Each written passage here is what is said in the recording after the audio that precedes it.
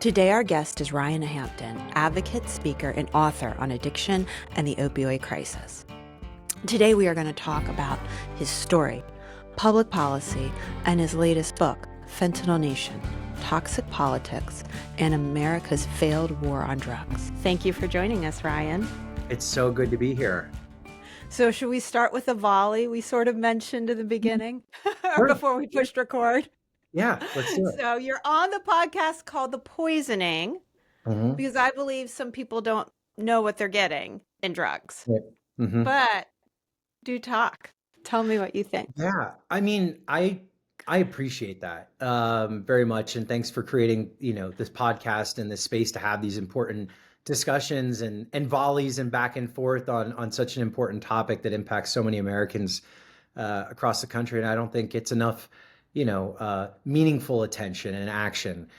The word poisoning, I very much appreciate and understand why people use it because folks are unintentionally, receiving drugs that they do not know have fentanyl in them, and it is causing um, uh, deaths in our communities. And a lot of people that I know and love who have overdosed because they did receive what they thought or purchased or came across what they thought was a prescription opioid or medication, albeit they were taking it illicitly anyways, and it had fentanyl in it and it killed them.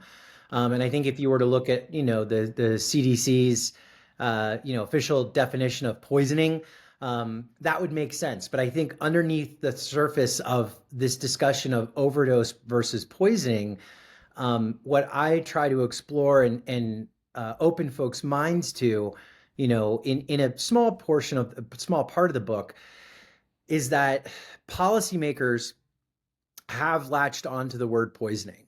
And while us on the ground floor are using that and folks are using that word to try and invoke a sense of urgency, I think, around the fentanyl issue. And I think it is very innocent, right? That people and loved ones and family members and friends who have lost someone from fentanyl will use that word very innocently. We have seen the word poison.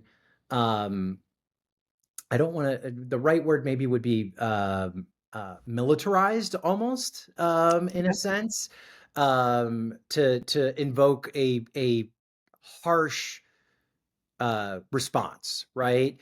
When you militarize a particular drug, you also militarize the response. And I think that we have seen in cases where a loved one, a lover, or a friend has shared drugs with someone, right? Knowingly shared drugs with someone who was not out to murder that person, right? And the drugs did have fentanyl in them, and it is tagged as a poisoning. We have seen circumstances where individuals have been charged with murder, drug-induced homicide. And it has destroyed not just one life, but two lives. And I think for a long time, advocates for decades have been trying their best to frame the addiction crisis, right, the overdose crisis, as a public health crisis, and really draw public health solutions in, meaning things like treatment and recovery support services and housing and job training and things that are going to get folks better, right? Get folks well, people like myself, get them onto the road of recovery. And the more and more that the word poisoning has been co-opted, I think, by certain public policy makers, the more we have seen a return to policies that weren't necessarily that productive from 40 years ago. And so I don't want to rob people of their own experience in using that word, but I really in the book wanted to explain kind of my reasoning why I don't use that word, right? Why I continue to use the word overdose, and for folks to be intentional when they use the word poisoning. It also has created, I think, amongst certain groups of individuals and families, a wedge in some respects, where people will say my person didn't, your person overdosed, but my person was poisoned. Therefore, their death is different, or mine is more meaningful or deserves more justice, than yours, because mine was poisoned, yours was overdosed. And so I think there's some work that needs to be done in terms of language. And we had to go through this exercise, with the word recovery, several years ago, and making sure we were being more inclusive in terms of the types of recovery supports that people were accessing. And it wasn't just, one size fits all. And so I just ask people to be intentional, when they use the word poisoning, and also understand, some of the unintended outcomes that may come with it. I see your point. Let's start with the criminalization and the war on drugs. Can you Yeah. talk a little bit about your viewpoint in the book on that? Yes. So I do believe that the criminal justice system has a place, in this crisis, right? People who commit crimes, violent crimes, and if you're robbing a bank or you're harming someone, in the process of your chaotic drug use, then yes, there should be penalties that come with that. I do not believe, though, and I don't believe I'm alone in this thought, that jails are treatment centers. Right. I do not believe that the criminal justice system should be the fallback, for our broken healthcare system in the United States.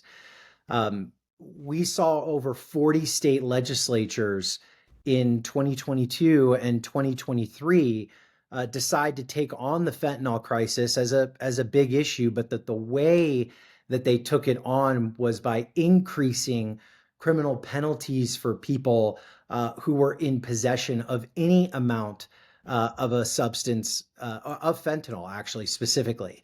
I'll give you an example here in my home state of Nevada, where I just went through a really fun election trying to talk about this issue, and raise the level of conversation around addiction and mental health. Last legislative session, fentanyl was quite a hot button issue, and we, as a state, rank 49th out of 50th Yeah. in terms of behavioral health access and treatment access. We rate 49th out of 50th in terms of youth mental health services, right?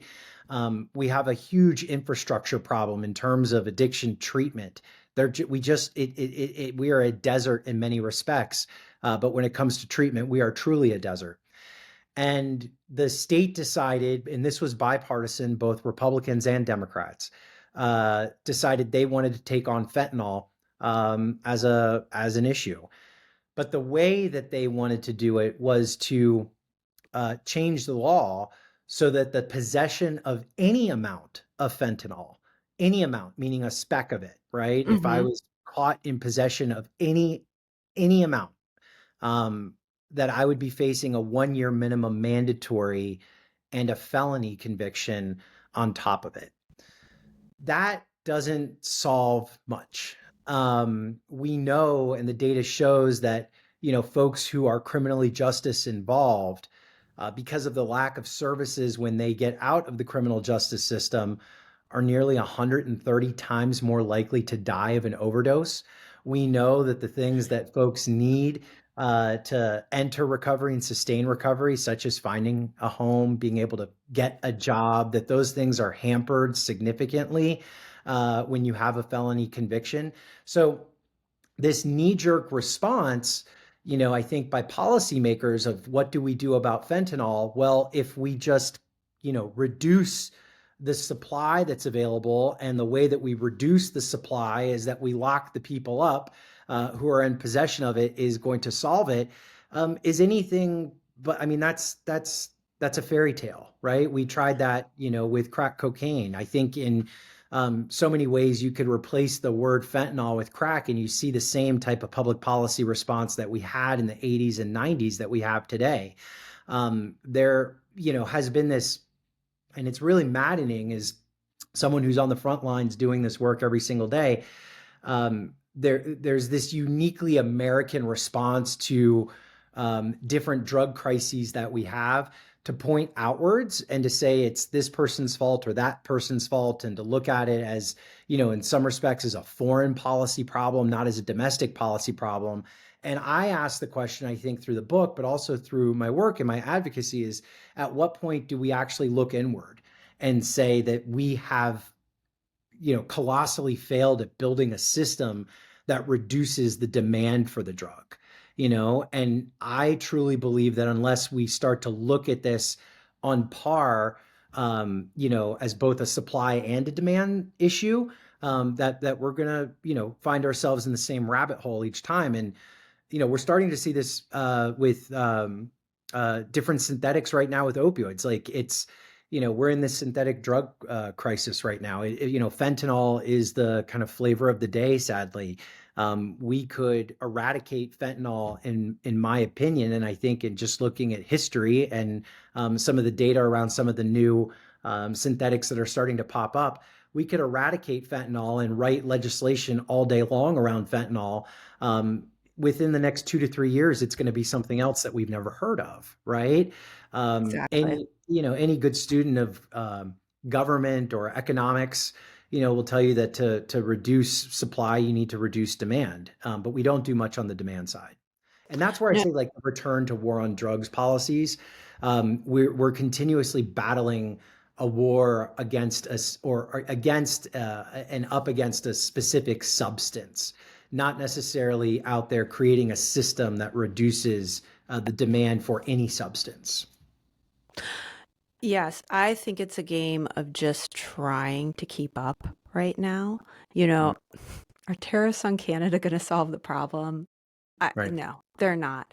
I did a whole episode on de minimis and how it's the precursors are mailed here just Mhm. easily. It's not going to be something we can eradicate overnight. And I really wonder those who believe that that change will be happening shortly with economic sanctions, how disappointed they're going to be. Mhm. It not only that, but then, the cartels, they're trying to develop their own precursors in Mexico so that they don't even have to go through China. And now there's, was it car fentanyl? Am I Carfen saying that? and carfentanil has been around for a while, right? And But now it's just picking up. that's right. It's picking up, and nitrazines, which is a new synthetic as well, is starting to pick up. I understand people's desire um, to want to end this, and want to end this quickly, and are reaching for any straw, to take that on. And there was something very poignant, I think, that the president of Mexico said a couple weeks ago in response Hmm. to President Trump. And I agree with President Trump on some stuff. I disagree with him Sure. on some stuff, and will work with him where I can to help promote the health and wellness of folks, and support recovery. But he had done a Truth Social post about fentanyl flowing into the country, and the president of Mexico responded in turn something along the lines of, President Trump, do you realize that it's your country's insatiable demand for fentanyl that's destroying our communities and killing our citizens as well, right? That it's our demand that's ramping up the cartel Sure. activity. And the door swings both ways on that. And are tariffs going to solve this? Absolutely not. Will, a stronger border solve it? It will help.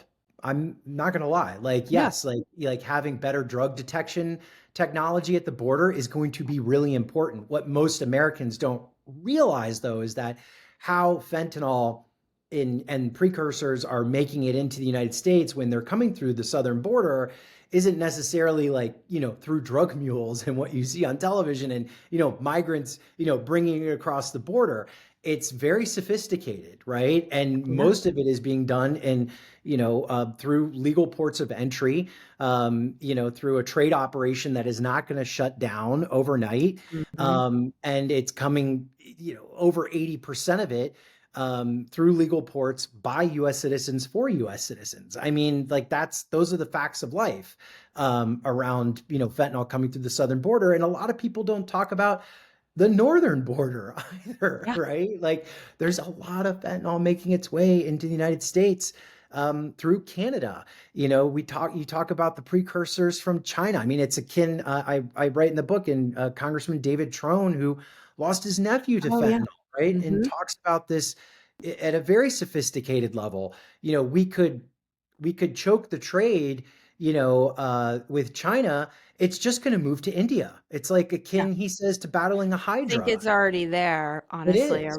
You know, no, Right. it is almost impossible to squash the supply because they're just Right. one step. People want to make money. The bad guys want to make money, and they're Mhm. just going to keep coming up with something. They want to keep making money, and I think that, on the other side of that too, we do a very bad, like there is a reason that the United States consumes 80% of the world's supply of opioids, Hmm. right? There's a reason, that Americans feel so, I think, uniquely alone and isolated and depressed. And, you know, drug use typically, and chaotic drug use and addiction typically doesn't happen in a vacuum, right? Like there's a lot of adverse experiences in one's life that will lead them to that. Even for folks, we talk about these just heartbreaking stories of young people who are searching on Snapchat or TikTok or Facebook or Instagram, whatever, looking for an Adderall or a Xanax, right? And they're ending up dying because there's fentanyl in it. Like there's two sides to that coin too. Like at some point we need to ask ourselves, why are our kids searching for those drugs? On what is happening in their lives Yeah. that is making them need to search for that? And even if it is going to take us 10 years to build, 20 years to build a better system, like what are we doing about that part of it too? Because maybe they're reaching for that today, but if we don't take care of like the why and the real root causes of that, they're going to be reaching for something else tomorrow. So you talk about some other countries that Mhm. have a different approach to drugs. And I think this segues a little bit. I got to hear Keith Humphreys speak at Brookings Institution maybe 2, 3 weeks ago. They had a great forum on opioids and fentanyl. Mhm. And you talk about Sweden, you bring up Portugal, Mhm. and so I started reading a little more. Now his argument is Portugal is such a closed, conservative, they have a great sense of community. So the support is way better Mhm. in their country among families than here. Like we're very individualistic. We, go move places. Most people in Portugal, they like stay where they're, in the city they're born and with their general family. And I think because we're individualists and now people who just want to communicate on a phone, even though we're Right. recording this on a we are recording this on a phone actually. I don't know if all the solutions would work here. Does that make sense? It does make sense. So I'm not proposing that we adopt, 100% the Portugal model. I think that's impossible to just, export, a model like that here in the United States overnight. There's a lot of things that would need to happen first, being, first and foremost is we would almost need universal access to healthcare, I think, before anything, if we're able to even get anywhere near to implementing something like that. I think that Keith's point around the sense of community and culture and family is very different here than it is in Portugal. What I think Portugal shows us, though, and shows the rest of the world is that when public health resources are fully funded, right? Um, that you don't need to rely on the criminal justice system to do the healthcare system's job. That is kind of my biggest takeaway from Okay. Portugal. And I believe that in a sad way, that point was actually proven over the last 2 years when, the Portuguese government essentially defunded a lot of the healthcare services that were attached to their decriminalization efforts, and the Mm-hmm. model is pretty much collapsing, right Mm, before our eyes. So it goes to show you that one doesn't work without the other, right? So and this was one of the biggest takeaways, I think, around Oregon and what yeah. Oregon attempted to do and implement in such a short period of time was it was almost cart before the horse in a sense. There was a huge push on the decriminalization part of it, but there wasn't a healthcare infrastructure to support the decriminalization. Also, the implementation of it, they were trying to, do both at the same time in the middle of COVID, it was just destined not to work out well, and become a catastrophe. Sadly, I think you know the state of Oregon pulled back really quickly, and reversed policy on it without really examining why it didn't work. I think it set back I don't like to use the word decriminalization. But it set back that movement for quite some time. The United States is not in a position, infrastructure wise, to support decriminalization at this point. It's just not. And that's the fact of the matter. What do you think's causing America to have these problems? Like, what makes us so unique?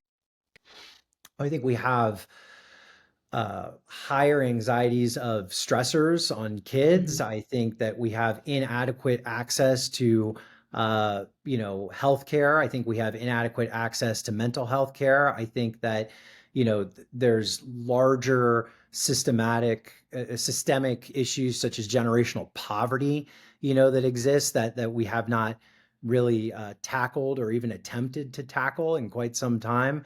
Um, I, you know, I, there is, America, you turn on the television here in the United States, I can't get through, a 1 hour TV show without seeing, four different commercials from pharmaceutical companies talking about a cure for an illness I didn't even know I had. You know what I mean? Right. And so there's this constant desire for uh, instant gratification around, Hmm. using pharmaceuticals, around depression and other things like that. um, and the United States, look, our behavioral healthcare system has pretty much been the same for the last 35 years, 40 years. Like, we haven't made many improvements to it.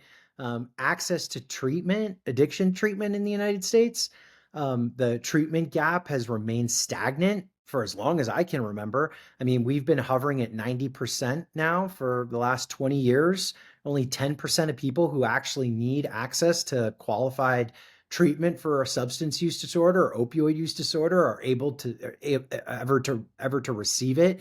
Um, we have a huge problem, I think, with the way our insurance system is set up. A lot of that has been coming to the forefront of the news, Yes. over the last couple of weeks. I have long believed, insurance companies are just as culpable as pharmaceutical companies, and how we've gotten to where we're at today. Um, so I think there's a lot of different factors that don't exist in other countries. I mean, I'm not, here to say that I'm all in for like socialized healthcare or anything like that, but I think healthcare should have, certainly lower barriers for people to be able to access it. I think that there should be, more requirements around pharmaceutical marketing, that are out there that don't lead people to believe that, every illness, known to man is cured with a pill. I think that particularly since COVID, which is when we saw the larger rise in overdose Yes. deaths, I think there's been a sense of isolation and loneliness that's been percolating, in the US for a long time, but I think it just went full on display during COVID, and we still have not recovered from that. Um, So there's a lot that's led us to where we're at, today, and why it makes it uniquely American. I mean, we got into the the pharmaceutical opioid wave of the crisis, I think, was uniquely American. And that's something I was really involved in on the, in the Purdue Right. Pharma fight, right? As a member of the DOJ creditors committee fighting for victims in that settlement. We essentially let big pharma create that mess and throw gasoline on top of a crisis that was already brewing up. And so reckless capitalism, I think, um, turbocharged the overdose crisis in the United States, and we let it happen. Regulators let it happen. The DEA let it happen. State, regulators let it happen. Legislators let it happen. And still today, in 2024, not a single Sackler family member has faced any type of meaningful justice. The company really hasn't faced any type of meaningful justice, and they're going to kind of ride off into the sunset and write their multi-billion-dollar check, and that will be the end of it. I think that's a uniquely American, story right there on how that happened. But the way we have responded to it also has been uniquely American. You think if we would have seen that there was a problem, we would start to build a better system. You would think that, these billions of dollars that are coming through the opioid litigation settlement would be used to build a better treatment system and be used to build a better recovery support system.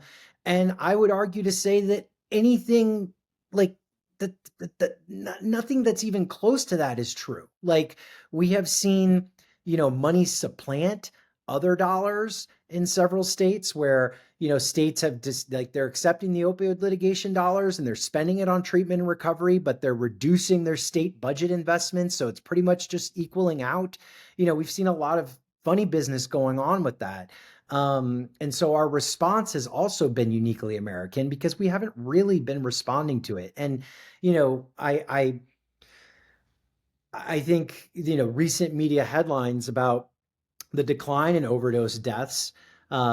We've seen anywhere from like a 15 to 18% decline in certain areas of the country. And while I Hmm. think there's glimmers of hope around that, and we need to be looking at how that's happening, Nora Volkow, you ask her at NIDA, and she'll say it's, the wide distribution of naloxone and its lower barriers to access things like buprenorphine and methadone. Yes, those are good things. But I will ask the question, then why is it while the rest of the country is seeing this 15 to 18% decline, are we seeing a 24% increase in my home state of Nevada? Are we seeing Yeah. an increase in Washington state and in Oregon and in California? I mean, there's something happening on the west side of the country, right? That is eventually going to export its way towards the east as these things happen. Um, and we need to start looking at why, and it's scientists and data folks will tell you that that's akin to something called a wobble. It's like a temporary deviation from the trajectory of these overdose numbers. I think we need, 4 to 5 years to see if it's a real decline. I'm more skeptical, I think, than most to think that it probably is a wobble and not something permanent that we're looking at, because at least from the ground floor where I'm at, I don't see like disruptive change happening in how services are being delivered or people are being treated when they need help. If I saw that and I wasn't getting, 6, 7 calls a day from folks who need help and don't know where to go, I'd say maybe we were making some progress, but I think this is just a temporary deviation in the trajectory. So, I don't disagree. I think that naloxone use, well, it's even been reported in the New York Times that it's like up 44% when someone is called 911. The usage of naloxone before the first responders get there is up 44%, like compared to previous years, which is huge. You're giving someone that second chance by not making them wait till Right. it's too late. But I don't think our drug use, I was never really like, I never into drugs. I was just not, I don't know. My husband would probably tell you I was too type A and like in college just trying to like get good grades and get a job and move on, and didn't even drink then. But being involved in this project and this work, I've just seen how we have this permissive drug culture really through like Hollywood and social media that it's all cool. It's fine. Yep. And we have more youth using marijuana daily, Right. which I'm like, if you're 14 and doing this daily, Not good. it's Mm-mm. not, what's that going to lead you to? Because you're not going to have the health care support to get you off easily. I mean, maybe your parents will figure it out and help you, but wow. But I think, and this goes to, I used to think, oh, those people were just like, it wasn't for me, but the people really harping on this, or they're sort of square, or what are they?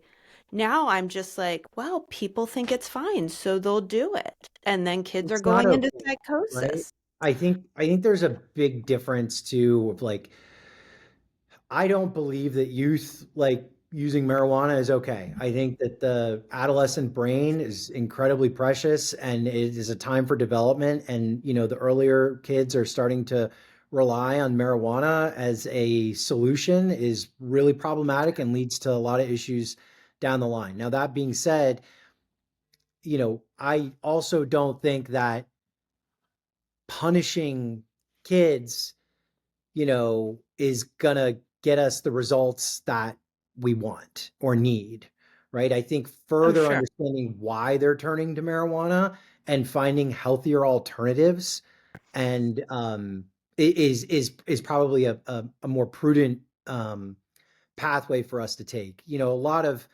the studies that were done. I mean, when I was growing up, like I'm a Dare kid, right? I mean, like Yeah, dare.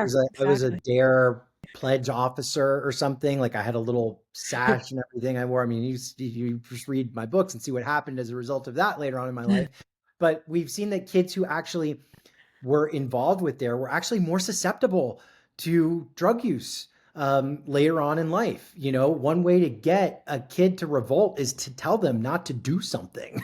you Right. know and so there are models out there, though, that show what does work. And I've written about one program in Pennsylvania called Keeping It Real, right? It's about how do we actually train and create a youth peer recovery workforce, right? Of certified youth peers, kids who are trained to actually deal with kids in these situations because they're not going to be turning to their school resource officer, as lovely as that person may be, for an answer. They're going to be turning to their peers.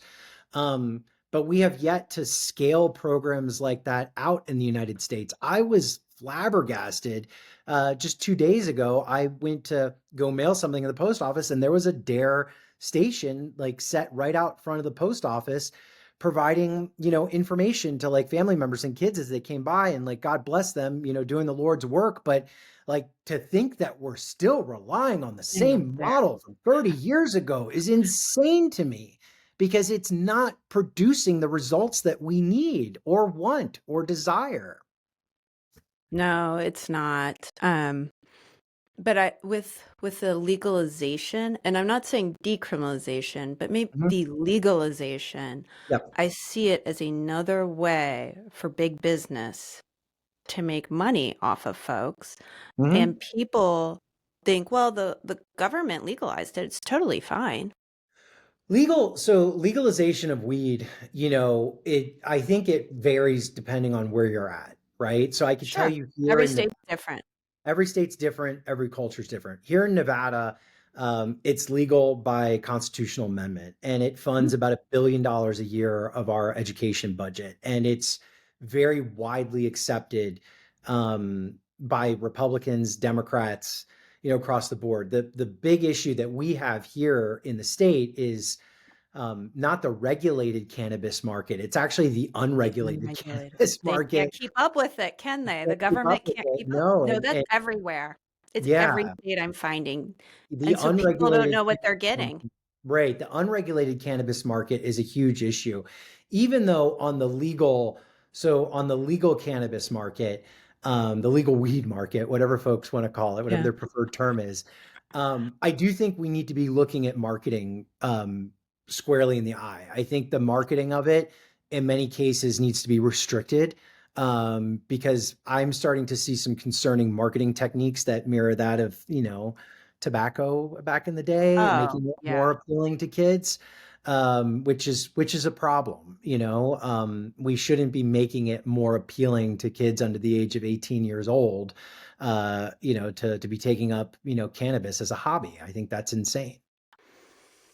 Yeah. And I just think it leads to worse problems down the road. And But, let's talk about, like, if we're going to talk about legal cannabis, we should talk about legal alcohol too. Like, well, true. alcohol is like a whole nother, like, folks oftentimes will forget, and maybe that's the next book I write or some or Yes. issue I take on. But folks will, alcohol gets a fine pass in this whole discussion, even though it kills more than all of them combined, you It know? it is our guest last week. Yeah, his video was great. It was, if someone came up with the idea of vodka today and took it to the FDA, Mhm. it would not Yeah. pass, Yeah. I think that, and sadly, like, alcohol deaths aren't held to the same, Mm-mm. urgency, I think, is like opioid overdose deaths, right? Because alcohol is way more widely accepted. The industry lobby is really, really powerful.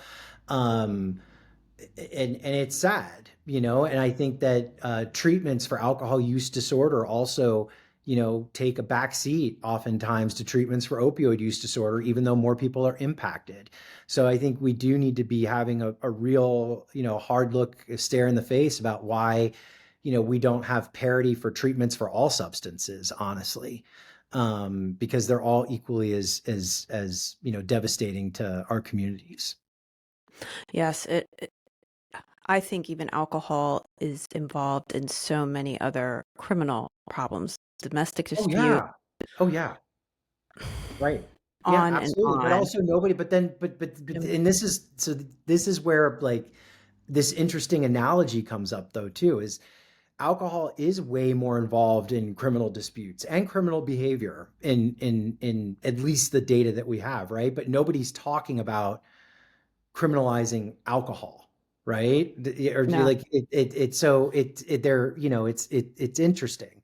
And I talk about, like, so decriminalization, again, that's not the word I like to use. I like the word to use the word like defelonizing. I think we need to look at like Okay. defelonizing, small possession amounts of certain substances, right? And down to like that misdemeanor level, with the opportunity for someone to actually wipe the record clean, if they are go through certain steps that are prescribed by whatever diversion opportunity may be available in their certain state. I think people should be given that second or third chance.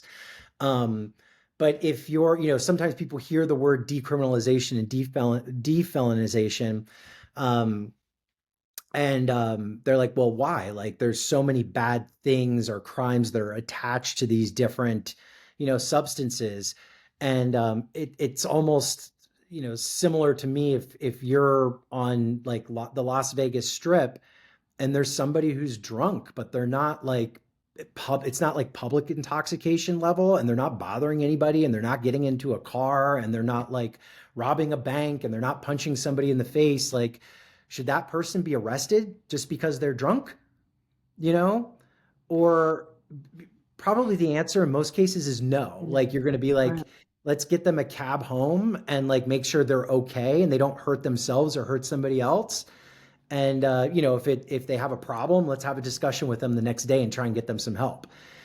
Um, but the second that person gets behind a wheel of a car, yeah, they can be Yeah. arrested for it, and they should be arrested for it. The same thing with fentanyl possession, in my opinion. Like, if you're like a user and you're not a dealer, right? And you're high, you know, um, we should be getting that person help. But if that person is starting to like harm somebody else or endanger somebody else, that's when the law should be stepping in. So here in West Virginia, we, at least in the Eastern Panhandle, which is where I live, we have a great, it's called a day report center, and the gentleman who runs it is in recovery from heroin pre-fentanyl. So sounds a little familiar, probably. And that's what we do now. Instead of, unless they're a violent offender or some major crime, you get referred to him at the day center and you have to go through the program. And you look at, I mean, some of the most innovative approaches that I've seen and I've written about have come out of deep red conservative areas of America, believe it or not. Chesterfield County, Virginia. I was just there Yeah, I saw.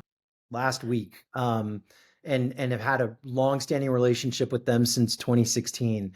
Sheriff Carl Leonard, Republican elected sheriff in this rural Virginia county, deep red county, um, said he was sick and tired of people coming into his county jail and having addiction issues and heroin issues and not getting any help, and either returning to his jail with catching more charges or dying before they could come back to his jail, and said we need to do something different. And so Carl decided with his own budget, and I think it was like $2,000, right, that he started Mhm. the program with, to start a program called HARP, helping addicts recover progressively. Where if you're arrested at his jail, you are, one of the first questions you're asked is, "Do you have an addiction problem?" They say yes. He says, "Would you like help for it?" And if they say Yeah. yes, he takes all the men and puts them in one pod. All the women go into another pod, brings them in clinical supports, is able to get them onto medication assisted treatment, brings in peer Mm, recovery support specialists, trains them for a wow. job while they're incarcerated so that they're able to find a job when they get out, make sure that once they are released, part of their post release plan is guaranteed recovery, sober living, housing for at least a year that they're able to stay in.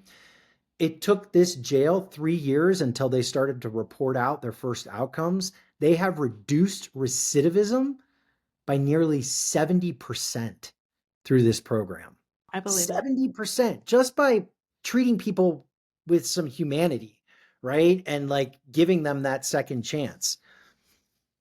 This is a Well, even, no-brainer for me. Why isn't every jail in America doing this, you know?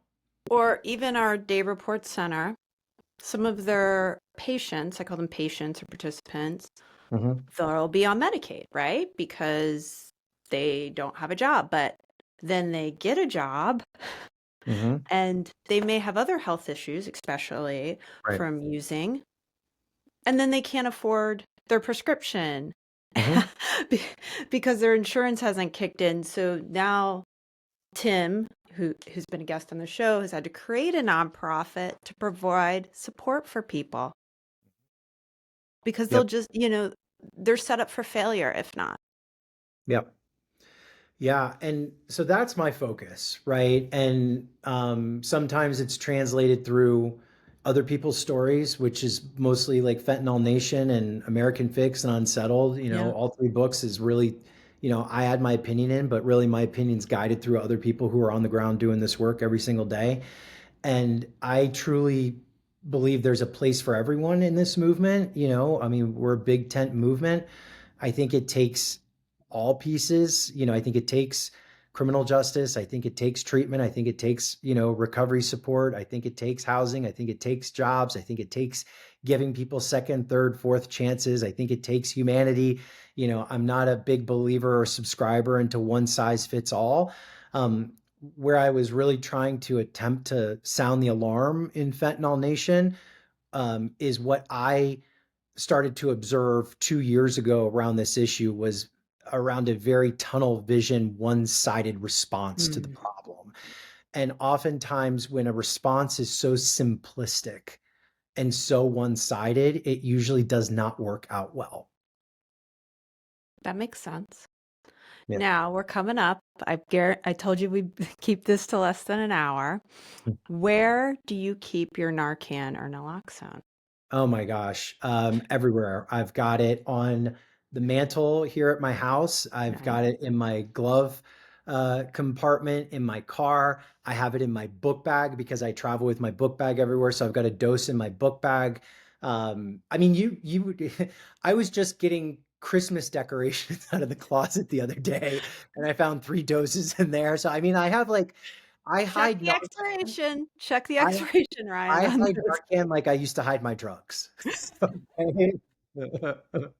I have Narcan everywhere.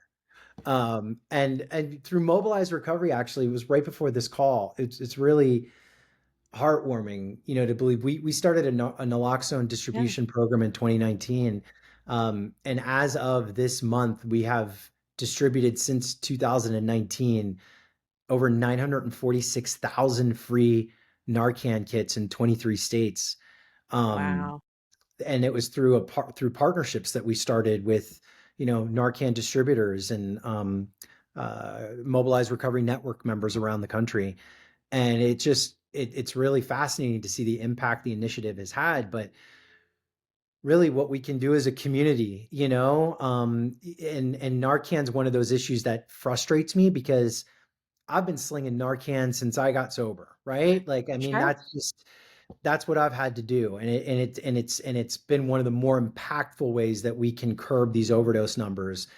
And our coalition and I started fighting for over-the-counter Narcan in 2018, and in 2019, we're right there with the FDA Scientific Advisory Panel when they recommended it over the counter, and it finally became over the counter a year and a half ago. The only problem with that is it came over the counter with a price tag of like $49.99 per dose, and How um, about $77 at my CVS? so that's Criminal, crazy. right? It is Criminal. criminal and it's crazy. And where I get frustrated is we're able to provide a COVID vaccine, two, three, four, five of them for free to every single American, Right. seemingly overnight. Yet Narcan, which naloxone, the generic version, cost a nickel to manufacture, we can't provide for free to American citizens. We know we can do it. It's just a matter of willpower, right? I'm of the opinion, it's one of the things I ask for as a policy Yeah. agenda item in the book is Narcan should be free, period. Period. Naloxone should be free. At least right now it should be. We are in the midst of a public health crisis. COVID was a public health crisis. We didn't ask people to go pay $49.99 for their vaccine. Right. You have to hand it to, you can get it. You can get it at a recovery center for Mm-hmm. free. You can go to your health clinic where I live, but I don't think the average person is going to do that. You have to put No, it and especially closer the to people, them. and Who- the average American who needs it doesn't have it to pay $49. I know When it's I too much. was when I was in my problematic drug use, if I had $49, I wasn't spending it on Narcan. Exactly.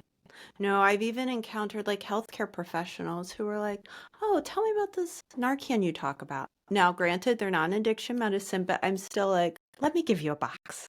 Right. Keep it in your bag, keep it in your glove compartment." Mm-hmm. That's how it won't help somebody sitting in a closet Right. at the community health center. I mean, it could, Right. but not enough Yep. people. Yep. Absolutely. Well, Ryan, where should people follow you? Yes, they can. If they want to learn more about the work and how to get Yeah. involved in the recovery advocacy movement, check out Mobilize Recovery, www.mobilizerecovery.org. We're a nonprofit organization lifting up folks, family members, people who are impacted by addiction, overdose, and definitely folks who are in recovery. Me personally, they can go to ryanhampton.com for information on my books. But you could also hit me up on social media on Twitter or X. Sorry, I almost said Twitter. X at Ryan for Recovery. And reach out to me. I'd love to hear from you. I'd love to hear what you're doing in your community and be as supportive as I can. I just want to close. We may not have set this Oh, yeah. on record when we were recording. We're headed into a new season of politics, I guess you Mhm. could say, in the United States. We have a new president Yeah. coming in. We just got through a very, I think, divisive, combative presidential election. There's a lot of ideology around there on how, to end the fentanyl crisis and how to save more lives. I make this appeal to whether you're a Trump supporter or you voted for Harris or you didn't vote at all. I do believe that recovery and getting through this crisis requires a big tent. I also believe it requires a lot of different opinions on what we need to be doing and probably a little bit of all of them. I think a lot of one idea is a bad idea and it always has been. So I encourage you to learn from your neighbors and learn what's out there, remain teachable, and understand that we don't have to agree on 100% of everything to work towards a solution. Let's find what we do agree on, and let's work on that right now. There's not much time to spare arguing and infighting about who has the best idea. Amen. And reach out to either of us if you're looking for naloxone or Narcan. Yes. Thank you, Ryan, for coming on the show. Thank you for having me. Thanks for joining us today. That was our show. Please like, rate, review, and share this episode. Until next time.